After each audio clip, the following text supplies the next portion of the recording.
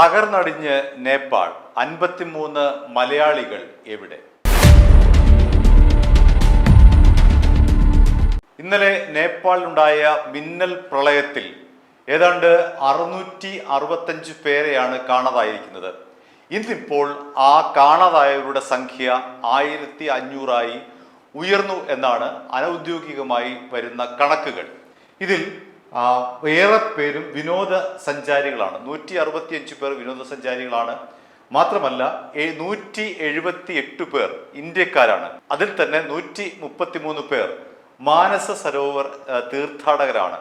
മാത്രമല്ല ഇവിടെ നമ്മളുമായി ബന്ധപ്പെടുന്ന, അതായത് മലയാളികളുമായി ബന്ധപ്പെടുന്ന ഒരു കാര്യമുണ്ട്.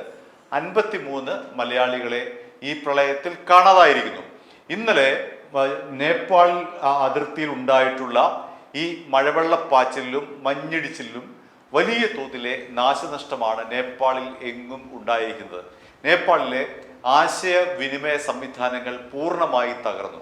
അതുകൊണ്ട് തന്നെ ആർക്കും ഔദ്യോഗികമായി ഈ കാണാതായവർ താമസിച്ച സ്ഥലങ്ങളിലേക്ക് ബന്ധപ്പെടാൻ കഴിയുന്നില്ല.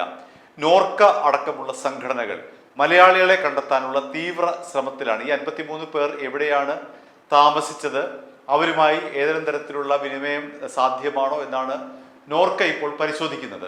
അപ്പോൾ അത്തരത്തിൽ വലിയ തോതിലെ ഏതാണ്ട് 1500 പേരെ കാണാതായി എന്ന് പറഞ്ഞല്ലോ.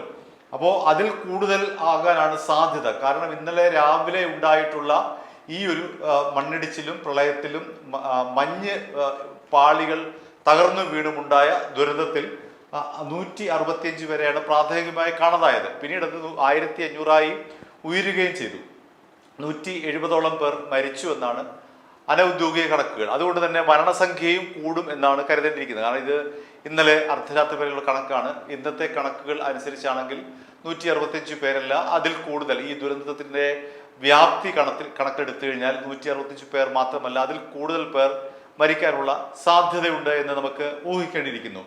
ഏതായാലും മലേഷ്യ, ഉക്രൈൻ, ഓസ്ട്രേലിയ തുടങ്ങിയിട്ടുള്ള സ്ഥലങ്ങളിൽ നിന്നാണ് ഇവിടേക്ക് നേപ്പാളിലേക്ക് വിനോദസഞ്ചാരികൾ എത്തിയത്. അവരുമായും പോലും ബന്ധപ്പെടാൻ കഴിയുന്നില്ല.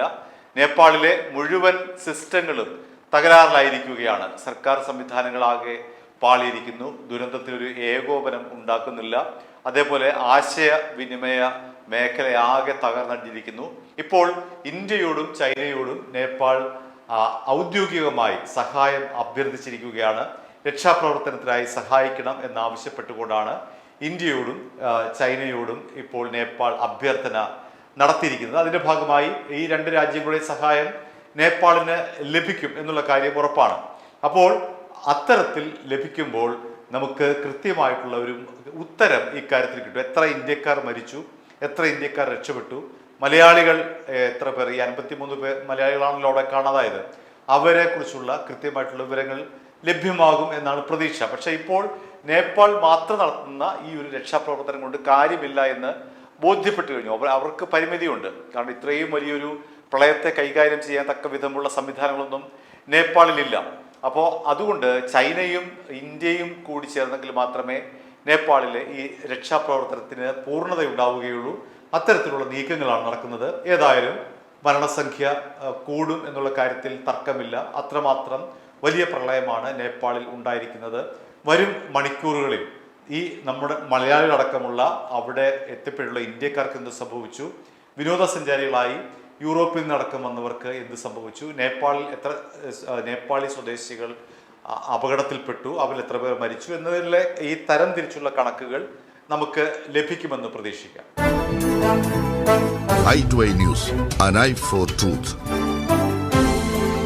i2i News സബ്സ്ക്രൈബ് ചെയ്തിട്ടില്ലാത്തവർ ഇപ്പോൾ തന്നെ സബ്സ്ക്രൈബ് ചെയ്യുക. നോട്ടിഫിക്കേഷൻ ലഭിക്കുവാൻ ബെൽ ബട്ടണും അമർത്തുക.